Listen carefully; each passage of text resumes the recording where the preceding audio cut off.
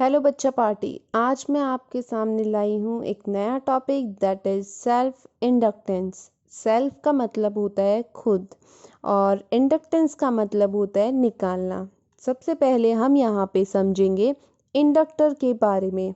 आपने first chapter में capacitor के बारे में पढ़ा होगा। कैपेसिटर क्या होता है? जो एनर्जी स्टोर करके रखता है उसको हम बोलते हैं कैपेसिटर। कैपेसिटर एनर्जी स्टोर करता है in the form of electric field, but जो इंडक्टर है वो एनर्जी स्टोर करता है in the form of magnetic field. Inductor and capacitor दोनों का काम एनर्जी स्टोर करने का है, बट दोनों ही अलग अलग फील्ड के अंदर एनर्जी स्टोर करते हैं। तो स्टार्ट करते हैं सेल्फ इंडक्शन के बारे में। यहाँ पे हमने एक सर्किट लिया है। के को रिप्रेजेंट कर रही है, ठीक है, बैटरी। देन उसके बाद हमने यहाँ पे लिया है इंडक्टेंस। अब जैसे ही हम यहाँ पे की को प्रेस करेंगे सर्किट के अंदर करंट फ्लो करेगा, और जब सर्किट में करंट फ्लो करेगा तो यहाँ पे मैग्नेटिक फील्ड क्रिएट होंगी, और जब वो मैग्नेटिक फील्ड इस कॉइल के साथ लिंक करेंगी तो क्या बनाएगी? Magnetic flux. और जैसे ही मैग्नेटिक फ्लक्स क्रिएट हो रहा है तो इस सर्किट के अंदर हमें इंड्यूस ईएमएफ दिखाई देगा, जो इसके करंट के पाथ को क्या करेगा? अपोज करेगा। हमारा करंट फ्लो करेगा पॉजिटिव से नेगेटिव। अगर करंट की डायरेक्शन ये है, ये इंक्रीजिंग करंट के लिए है, तो जो ईएमएफ इंड्यूसिंग ईएमएफ है उसकी डायरेक्शन ये होगी। इस कंडीशन के अंदर करंट जो है वो हमारा इंक्रीज हो रहा है, ठीक है। लेकिन अगर हम यहाँ पे यूज़ करते हैं कि अगर हम करंट को डिक्रीज कर रहे हैं तो यहाँ पे सेल्फ इंड्यूस ईएमएफ सर्किट के अंदर अपीयर होगा, लेकिन उसकी डायरेक्शन जो है वो डिक्रीजिंग के अंदर होगी, अपोजिंग के अंदर होगी। तो यहाँ पे करंट की डायरेक्शन हम यूज़ कर रहे हैं पॉजिटिव से नेगेटिव, तो जो इंड्यूसिंग ईएमएफ की डायरेक्शन होगी वो भी क्या होगी? हमारी सेम, वो रिप्रेजेंट करेगी डिक्रीजिंग कंडीशन को। तो यहाँ पे सर्किट के अंदर ईएमएफ इंड्यूस हो रहा है जब करंट फ्लो कर रहा है, दैट इज सेल्फ इंडक्टेंस। अब देखो यहाँ पे हमने क्या सीखा कि जब करंट सर्किट के अंदर फ्लो कर रहा है तो करंट से क्या क्या बन रही है? फील्ड लाइंस, और फील्ड लाइन से क्या बन रहा है? फ्लक्स। एंड फ्लक्स जब यहाँ पे सर्किट में फॉर्म हो रहा है तो उससे क्या बन रहा है? ईएमएफ। ये इंक्रीजिंग डायरेक्शन के लिए होंगी, अपोजिट डायरेक्शन, और ये डिक्रीजिंग डायरेक्शन के लिए होंगी, ठीक है। तो हमने यहाँ पे क्या देखा कि फ्लक्स जो है वो डायरेक्टली प्रोपोर्शनल होता है करंट के। अगर करंट को हम बढ़ा रहे हैं सर्किट के अंदर तो फ्लक्स भी क्या होगा? इंक्रीज हो जाएगा। अब जब हम प्रोपोर्शन हटाते हैं तो हमें एक कांस्टेंट टर्म मिलती है, और वो कांस्टेंट टर्म यहाँ पे क्या होगी? L.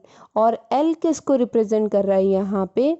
Coefficient of self inductance, या फिर इसे हम बोल सकते हैं सेल्फ इंडक्टेंस। ये हमारे पास फाई जो है वो इसके इक्वल फॉर्म हो जाएगा। अब देखो फैराडे सेकंड लॉ में हमने पढ़ा था ईएमएफ जो है वो किसके डायरेक्टली प्रोपोर्शनल होता है? Change in flux with respect to time. अब यहाँ पे उसको हम ऐसे लिख सकते हैं -d/dt। फाई की वैल्यू हमारे पास क्या है? L I. एल कांस्टेंट है तो इसको हम क्या करेंगे? बाहर लिख लेंगे। यहाँ पे क्या आ जाएगा हमारे पास? di/dt। तो ये हमारे पास ईएमएफ आ गया in the form of inductance. अगर यहाँ से हमें एल की वैल्यू निकालनी है तो फॉर्मूला क्या फॉर्म हो जाएगा? e/dt/di।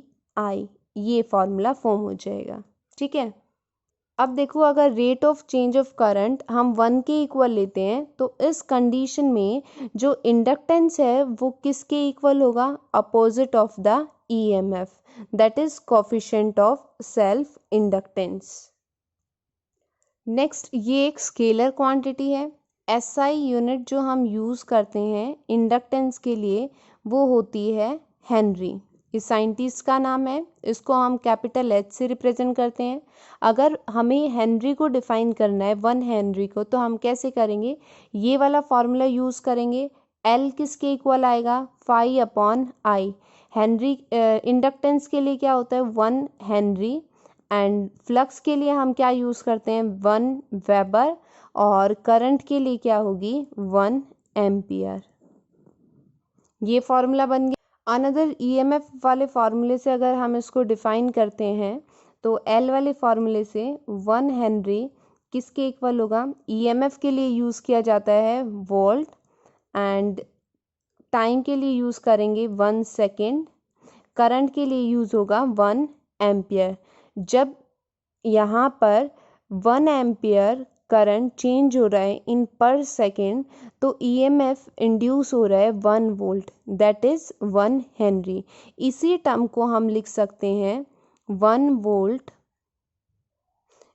वोल्ट सेकेंड पर ampere is equals to this term. अगर इसका डायमेंशन निकालना है तो ईएमएफ जो है वो इक्वल होगा वोल्ट के and that is work done per unit charge.